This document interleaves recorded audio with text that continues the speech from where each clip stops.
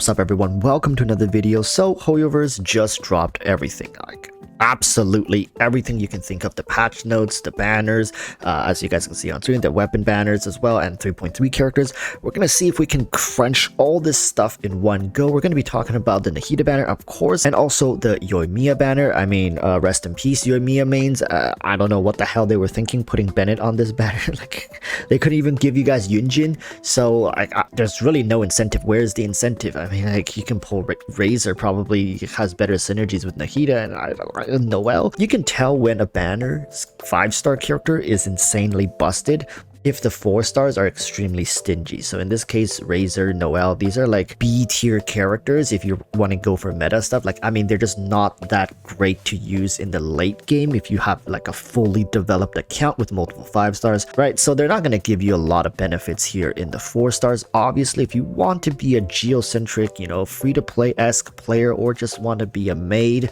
enthusiast, of course, Noelle is strong, and Razor has seen worse days. Nowadays, he just feels a little outdated, but still can't work. Bennett is Bennett. He's used everywhere. At this point, nobody needs to introduce to you guys how powerful this character is. So all in all, it's an okay-ish 4-star roster. I mean, Bennett is really just to get him to C1 to activate that healing at, I believe, 75% or something. And beyond that, it's just quality of life stuff, right? It's not very necessary.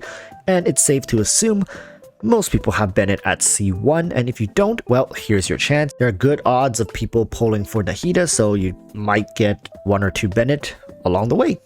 There it is, right? And that's all the banner info I need to tell you. Nahida is seemingly to be a very well-rounded character. Of course, Dendro-centric, but still well-rounded nonetheless. Seems to be able to do more than just one thing in a team. My Yoimiya banner, like, I really can't recommend it right now. Not when the other one is Nahida. I'm sorry, Yoimiya, I don't know why they keep doing this to her. She's always the one they go to for a throwaway banner at this point. Like, I do feel bad, but you know, it is what it is. Now, let's take a look at the weapon.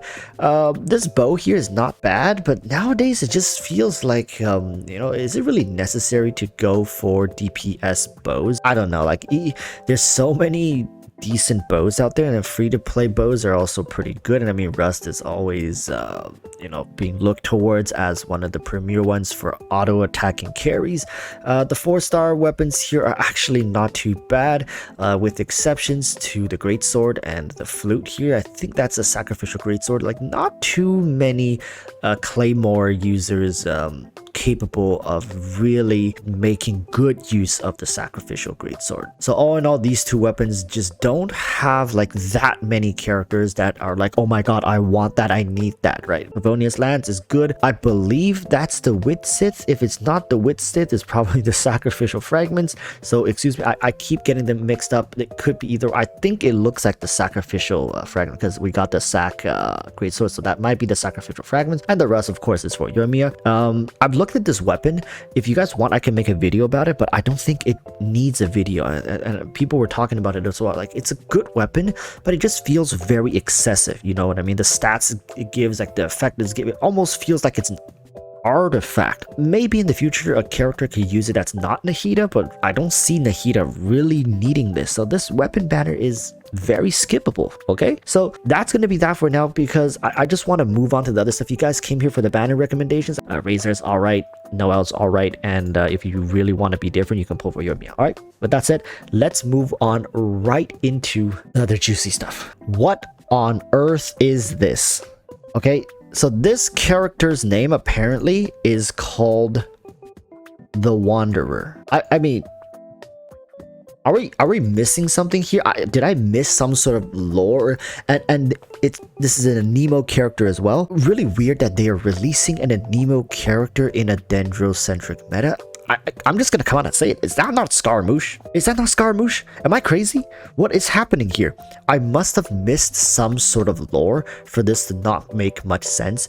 I swear Scaramouche was going to be an Electro character, but this guy's not called Scaramouche. It's called the Wanderer. I mean, please, if you guys have the answer, feel free to throw it down in the comments, but this is a huge curveball. I feel like I just got hit by a heavyweight right across the face with the right hook.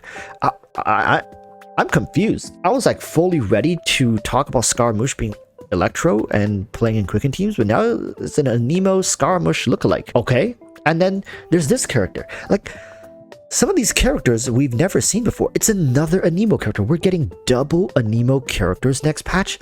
What does this mean? Like, does Anemo have some sort of role that Hoyoverse wants to play in the Dangerous Singularity, or Hoyoverse is now backpedaling to go more towards traditional stuff? Are they still going to be running Viridescence? I can't imagine every single character in Anemo, I mean support Anemo, running that. I do think we're also due for a new artifact domain. Maybe Hoyoverse has plans for like non-Dendro reaction elements to still synergize through artifacts, because they quite technically can do anything they want with artifacts. So there you have it. I do think it's quite rare. I do think it's a little excessive to have two Anemo characters being dropped in the same patch, and yeah, I'm still shell shocked from seeing this Scaramouche look like a Wanderer. I don't know. I'm sorry. Can you guys call this guy Wanderer? I can't look at him and say Wanderer, the Wanderer.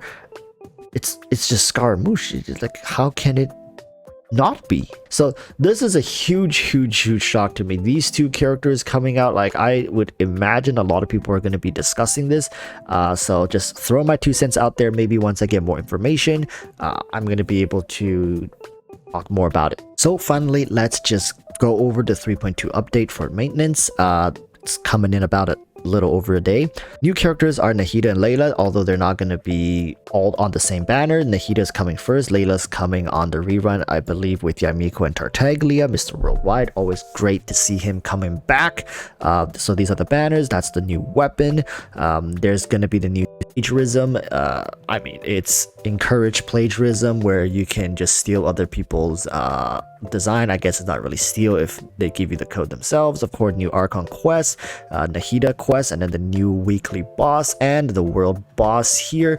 Apart from all this stuff, there's some adjustments here to the enemies. Reduces the damage inflicted when the boss Pyro Hypostasis is in a burning state and unleashes blazing punches or serpentine fireballs to hit the character continuously. I don't know why they did that, but maybe people were complaining that the boss is just too difficult to fight, and newer players were getting completely demolished in that. So system adjustments, optimization for anti-aliasing for PC, PS4, and PS5. So there's just some graphic stuff, some audio adjustments here, as you guys can see. I'm not going to read over all of it.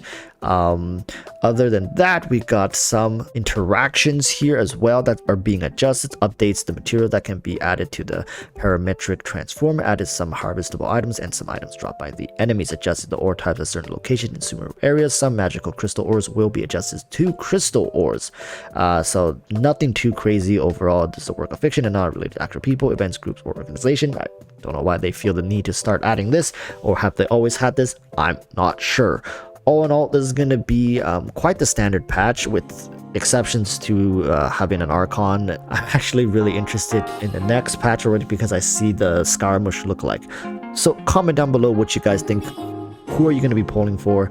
Are you excited for the 4 stars? Are you going to be pulling for the weapon? What's your plans for 3.3? All right, so thank you guys so much for watching. Till next time, urge you all to stay safe. Peace, bye.